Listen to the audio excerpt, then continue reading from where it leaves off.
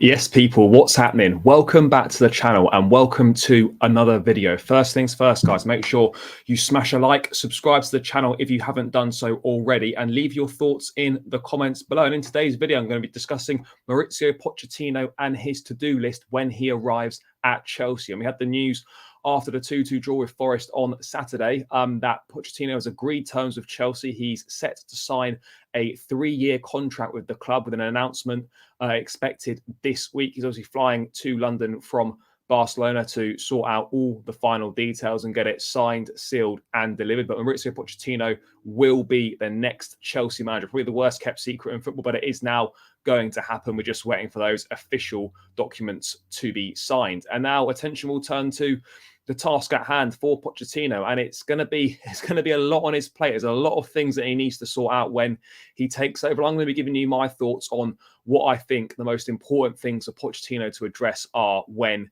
he steps through the door at Stamford Bridge. I think the first thing, and it's obvious and everyone's saying it, is got to trim the squad size down. The squad is massive, 30 plus players. You know, you hear stories of you've got 11 versus 11 on one pitch at Cobham, you've got 9 versus 9 on another pitch. You hear stories of players getting changed in the corridor because the changing room's not big enough because there's so many players. That can't go on. You know, that doesn't help with team chemistry. It doesn't help with harmony within the squad. And the squad has simply got to be trimmed down, and Pochettino's got to be given the license to decide who he wants and who he doesn't want. And those players have got to be shown the door. You know, there's got to be a ruthless mentality reinstalled at this football club, because I feel it's gone a little bit soft in terms of making ruthless decisions, making the right decisions for the club going forward. There's far too many players in this squad that are just here, going through the motions, picking up the paycheck. You know, if you don't want to be here, I don't care what your name is, what you've done in your career, out the door, see you later. It's as simple as that. You know, he's got to trim this squad down. And it was similar to when he took over at Spurs. You know, they had a massively oversized squad. He trimmed that down and went on to do pretty well there. So, you know, that's the most important thing, is to trim the squad down, get a core group of players, sort of 18 to 24 players in and around that first team squad, and it's much more manageable, and you can build much more of a team unit, much more team chemistry. Players will get a better understanding with one another. That arguably is the most important thing. Yes, incomings are going to be important, and some of actually the outgoings are equally or not more important. You know, we need to get rid of 9, 10, 11, 12, could even argue more players in the summer. So that's the most important thing for him to do. The next thing for me is to sort out the future of Mason Mount. Now, obviously, we know that there's been protracted negotiations with Chelsea and Mount. He's turned down several contract offers in the past. And one way or another, his future will be decided this summer. He'll either sign a new deal or he'll be sold. And Pochettino, according to reports, is a massive fan of Mason Mount. I look at Mason Mount and I think he's definitely a Pochettino type of player, someone that, you know, can do well, someone that could maybe do that Dele Alli role where he drifts in off the right hand side, picks up that space in the middle. He can definitely be developed under Pochettino, and he strikes me as someone that Pochettino would really like to work with. It's no surprise that Pochettino is the latest in a long line of top managers that wants to keep Mason Mount, wants to work with Mason Mount, and thinks he's a good player. And I think that tells you everything you need to know. But ultimately, you know, Pochettino can want him to stay, the club can want him to stay, but Mount also needs to want to stay. I think he does want to stay, but it's clear that, you know, he's at a point in his Chelsea career where for the first time he's probably thinking, do I 100% want to be here? Am I definitely in this? But sorting out the future of Mason Mount is critical for Pochettino early on in his Chelsea tenure. But I think, you know, Mount could thrive under Pochettino. Yes, he had a shocking season, and yes, you know, he's going to have to earn his place back in the starting 11 if he does stay. But I think he's a player that can come on leaps and bounds under Poch, and someone that Poch will massively enjoy working with.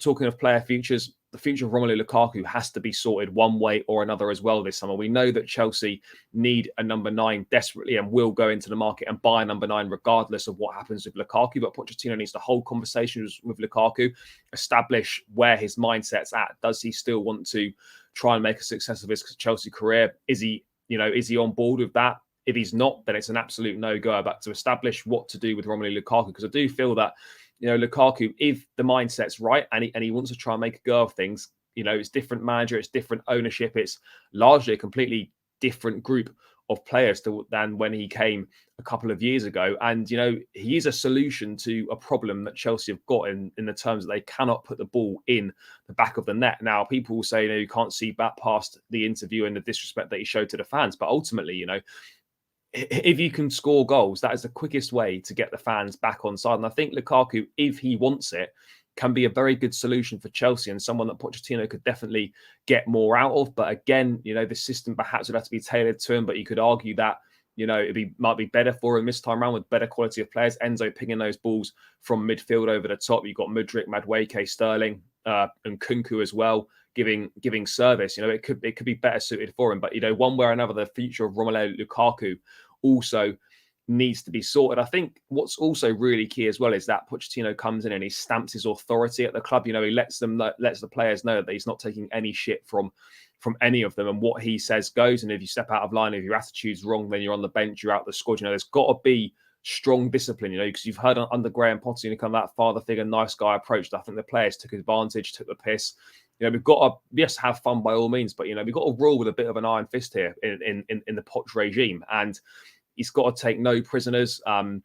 He's got to let them know that what he says goes. And I think, starting with pre-season, Lampard saying they're unfit, you can tell the team's unfit. Pochettino gets his teams fit, a lot of running. These guys, if they think they're having an easy pre-season, there's going to be a lot of running going on. When he took over at Southampton, they were bottom of the distance covered charts in matches. They went straight to the top. Same when he took over at Spurs, they were straight to the top. So Chelsea, get the team fit. Form an identity, get your tactics, sort of decide what system you want to play. Of course, it's going to depend on what players come in, but you look at Pochettino traditionally 4-2-3-1. But again, he has used the back three in the past. So again, I think it's important to establish an identity, establish a system that you predominantly want to use. But in modern football, you've got to be fluid with multiple systems, interchange systems at different points in the game. But it's vitally important that, he establishes quickly a way that he wants to play, and he sets about getting the players on board with that and drilling that so that it becomes second nature to the team. And I guess another thing that he's got to do is keeping the owners on side, or keeping a good relationship with the owners. I really like, the reports saying that as much as Chelsea were interviewing him, he was also interviewing the club. And I think that's fair as well, because again, Chelsea, it's new owners. I think it's important that Pochettino puts his foot down. If he doesn't like dressing room visits from the owners, make sure you make that clear. If he doesn't want the owners interfering in first team matters, make sure you make that clear. I think he's the sort of guy that won't take any shit from owners.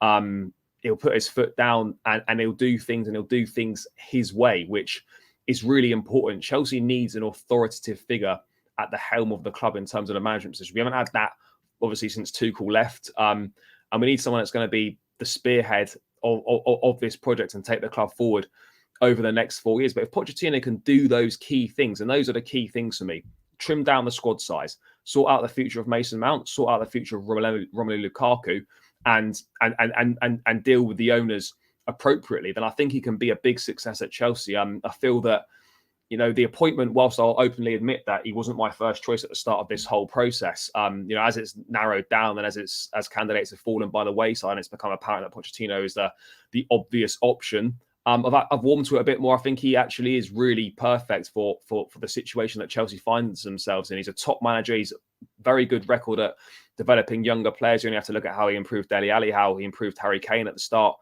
of their careers at Tottenham. You've got Christian Eriksen, Moussa Dembele playing some great football. And it feels weird praising Tottenham, but Tottenham under Poch played some really exciting, attractive football.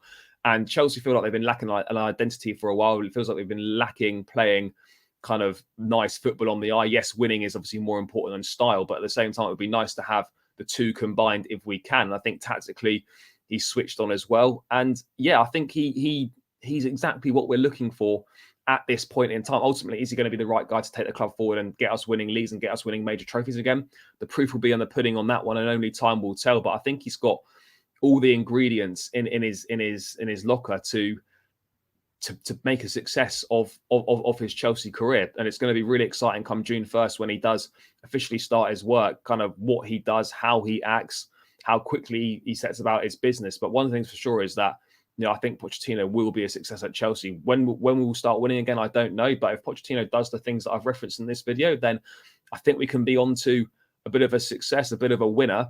And, he could add his first trophies to his CV in England, which would be great for us as Chelsea fans to get another one over on Spurs, having their best manager in a long time come to one of their most direct rivals and start lifting trophies. So yeah, that's just my thoughts on what Pochettino needs to do, guys, when he comes to Chelsea. The most important things that he needs to sort out amongst many other things. If you enjoyed this video, guys, be sure to drop a like on it, smash the subscribe button as well. Heading towards 3,000 subscribers, less than 70 to go now. Every new subscriber helps, guys, so please do that.